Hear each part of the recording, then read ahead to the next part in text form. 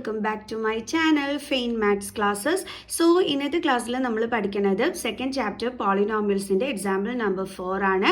അപ്പോൾ എൻ്റെ ചാനൽ കാണുന്നവർ സബ്സ്ക്രൈബ് ചെയ്യാനും ലൈക്ക് ചെയ്യാനും കമൻറ്റ് ചെയ്യാനും മാക്സിമം ഷെയർ ചെയ്ത് സപ്പോർട്ട് ചെയ്യാനും മറന്നു പോകരുത്. സോ നമ്മുടെ ക്വസ്റ്റ്യൻ ഇതാണ്: find a quadratic polynomial the sum and product of 4 zeros are -3 and 2 respectively. അതായത് ഇവിടെ നമുക്ക് എന്തൊക്കെയാണ് തന്നിരിക്കുന്നത്? സം ഓഫ് സീറോസും തന്നിട്ടുണ്ട്, പ്രോഡക്റ്റ് ഓഫ് സീറോസും തന്നിട്ടുണ്ട്. അപ്പോൾ ഇത് വെച്ചിട്ട് നമ്മളടുത്ത് ഒരു ക്വാഡ്രാറ്റിക് പോളിനോമിയൽ ഉണ്ടാക്കാനാണ് പറഞ്ഞിരിക്കുന്നത്. അപ്പോൾ നമ്മൾ എങ്ങനെ ചെയ്യും നോക്കാം നമുക്ക്. അപ്പം സം ഓഫ് സീറോസ് ആണ് നമുക്ക് തന്നിരിക്കുന്നത് അല്ലേ? സം ഓഫ് സീറോസ് എന്ന് പറയുമ്പം നമ്മുടെ സീറോസ് എന്തൊക്കെയാണ്? ആൽഫ പ്ലസ് ബീറ്റ, അതായത് ആൽഫയും ബീറ്റയാണ് നമ്മുടെ സീറോസ്. അപ്പോൾ സം ഓഫ് സീറോസ് എന്ന് പറയുമ്പോൾ ആൽഫ പ്ലസ് ബീറ്റ എത്രയാണെന്ന് തന്നിരിക്കുന്നത്? -3. ഇനി പിന്നെ നമുക്ക് എന്ത് തന്നിട്ടുണ്ട്? Product of zeros.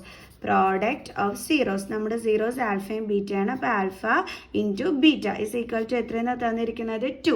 ഇനി നമ്മൾ ക്വാഡ്രാറ്റിക് പോളിനോമിയൽ ഫോം ചെയ്യിക്കാനുള്ള നമ്മുടെ ഫോർമുല എന്താണ്? എല്ലാവരും ഇത് പഠിച്ചു വെക്കേണ്ടതാണ് കേട്ടോ.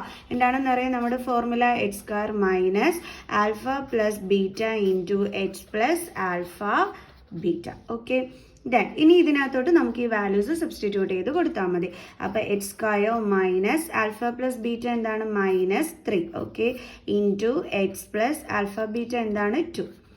Okay, x² minus into minus plus 3x plus 2. അപ്പോൾ നമ്മുടെ ക്വാഡ്രാറ്റിക് പോളിനോമിയൽ എന്താണ്? x² plus 3x plus 2 is question അല്ലേ? സോ നമുക്കിനി അടുത്ത ചാപ്റ്ററിൻ്റെ എക്സാമ്പിൾ ക്വസ്റ്റ്യൻസും ഒക്കെ ആയിട്ട് നമുക്കിനി കാണാം കേട്ടോ. അപ്പോൾ എൻ്റെ ചാനൽ കാണുന്നവർ സബ്സ്ക്രൈബ് ചെയ്യാൻ മറക്കല്ലേ. സോ നെക്സ്റ്റ് വീഡിയോ ആയിട്ട് കാണുന്നത് വരെ ബൈ ബൈ.